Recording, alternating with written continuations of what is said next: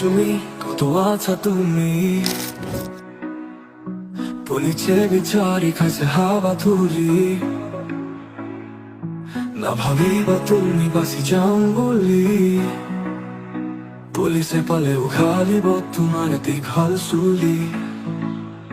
ৰাইজৰ টকাৰে পাতিলা বিয়া এতিয়া আমাক উত্তৰ দিয়া